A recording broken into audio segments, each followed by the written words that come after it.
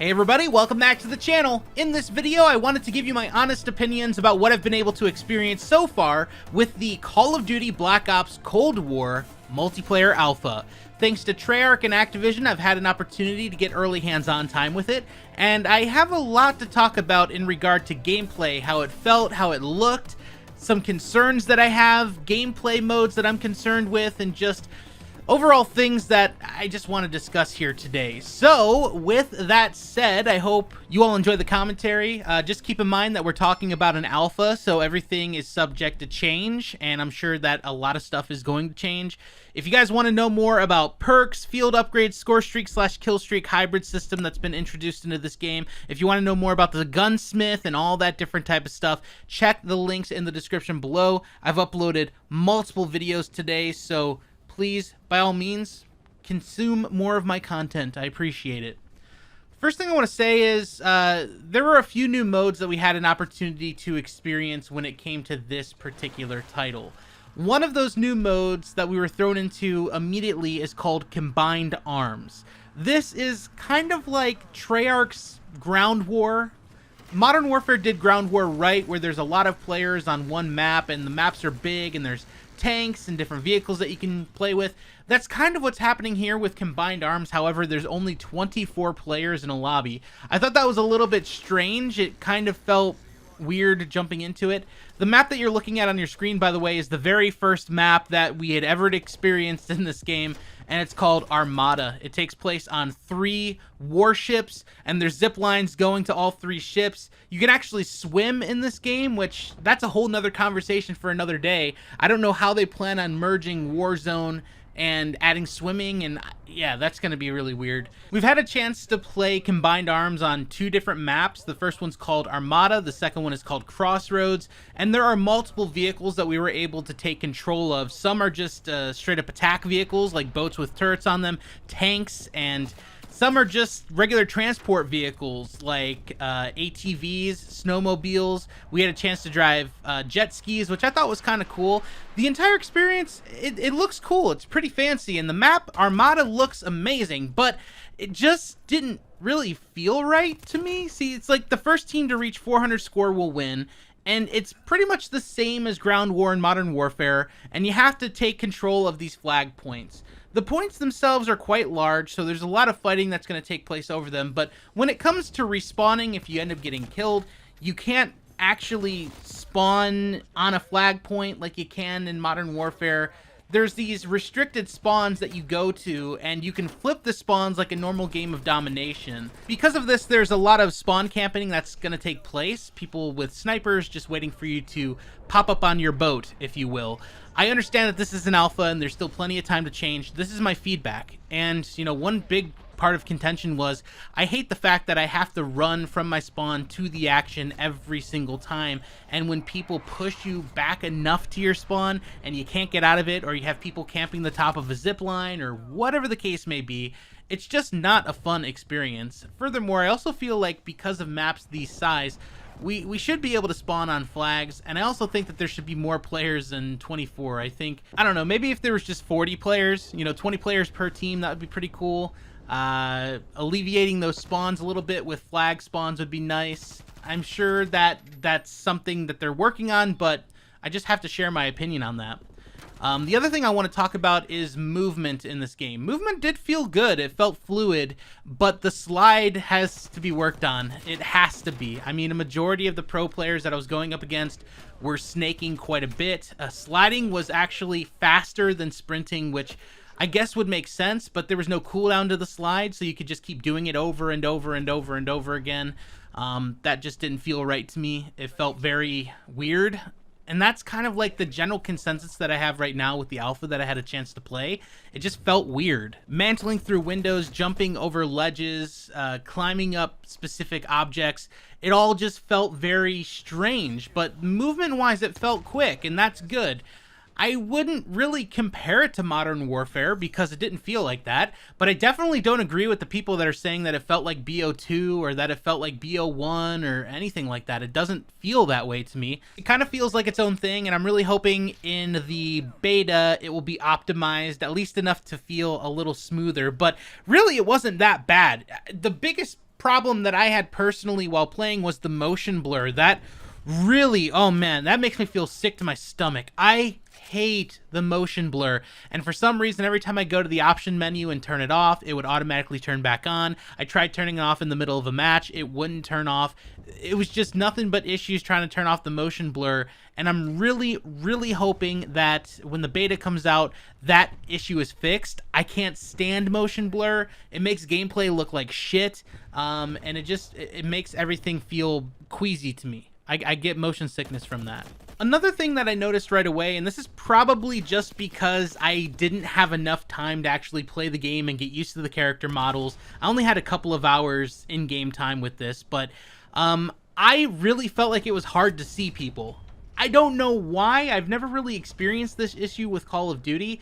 I'm not entirely sure if it's just the enemy outfits and them blending in with the environment. I mean, this was happening a majority of the time on the giant maps that we were playing.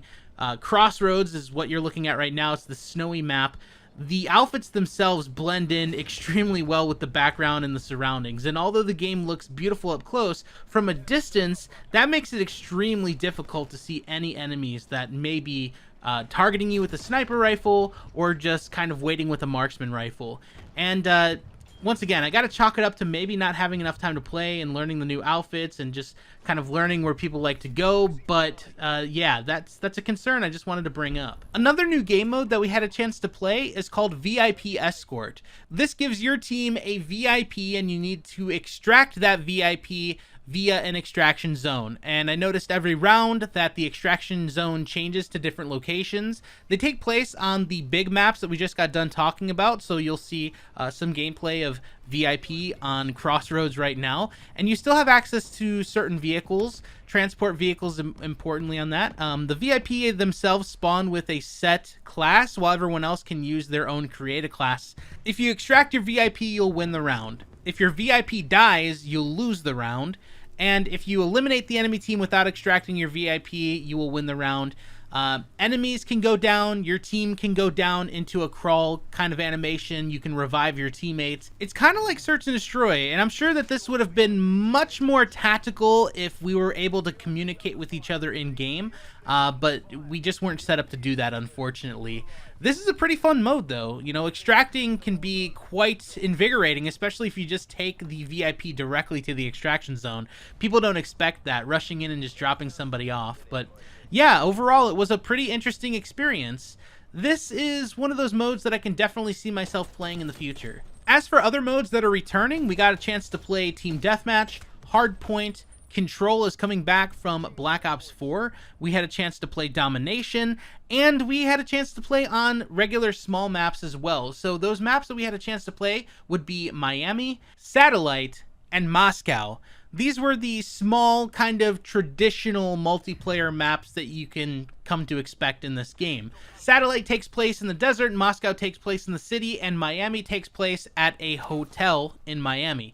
Miami is kind of like an evening type of map, but it's still super colorful and vibrant. On the inside, you can see neon lights and things of that nature. Moscow is really industrial, but the city itself looks beautiful, and the reflections in the water that's sitting there in the streets by the trolley and the trams, things look awesome. And then finally, Satellite was by far one of my favorite looking maps, specifically because of how colorful it was. And I know we're looking at a desert, how colorful can it be, but it was just bright, vibrant, and really easy to see enemies, actually, which is probably another reason why I liked that map more in particular. But if I had to rank them, Miami #1, Satellite #2, and Moscow #3. Moscow I'm gonna have to try to play with just a little bit more, because that one it's tough to learn.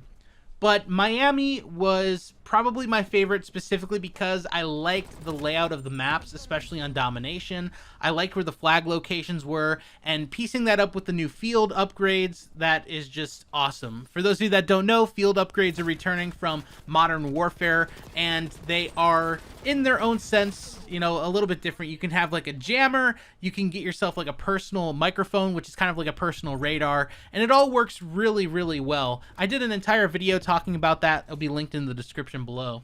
But the Miami map really isn't, I can't really compare it to any other map that I've experienced in Call of Duty. It's almost like a combination of Hotel from Black Ops 1 and Plaza from Black Ops 2. You guys remember that map? I'ma try it out, okay. That was that nightclub. I really liked that map. It's probably why I really enjoyed playing Miami, because I immediately got vibes of that particular combo of maps. There's a interesting beach area that you can use to flank. There's windows that you could jump through. There's balconies that you're able to take advantage of. And oh yeah, I forgot to mention, if we're comparing this game to Modern Warfare, there are no doors, at least in the maps we're playing, no doors to open up. I'm sure that's going to be a thing still in Warzone, but in multiplayer, the doors are gone. I hate to get sidetracked here, but I find it so funny that the gameplay that leaked from Doug, he was trying to run into the door. We've become so conditioned as players, we try to run into doors now. That's just too funny to me. Moving on over to Satellite. This is one of those maps that it's kind of plain in certain areas. You have to use the sand dunes and the different pieces of material to kind of go behind cover. It reminds me of Wasteland from Modern Warfare in a lot of ways because of how much area there is to be covered. Snipers are going to reign supreme here. ARs are going to do really well. And like you see in this gameplay, submachine guns, they can be very devastating if you're managing the caverns and, of course, staying by the satellite itself. The entirety of this map looks gorgeous. And I know we're talking about a desert, but it just looks beautiful. The stuff that we originally thought from the reveal trailer, by the way, where the buggies are coming in and they're jumping the sand dunes, that all just turned out to be an intro cutscene to the map itself. So those are kind of returning in a way from Modern Warfare. Intro cutscenes showing the mission that we're playing.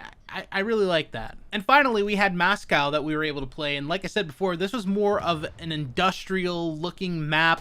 The outskirts of the map where you see the riverways and the canals, the vehicles, and just the overall aesthetics of the rain on the ground. It all looked very, very good. Each one of these maps have their own things that I truly enjoyed about their aesthetics, but this is probably my least favorite one when it came to playing, and I think that's specifically because of the pro players I was going up against in my particular games. I wasn't really having that good of a time. And yeah, that's pretty much it when it comes to the alpha.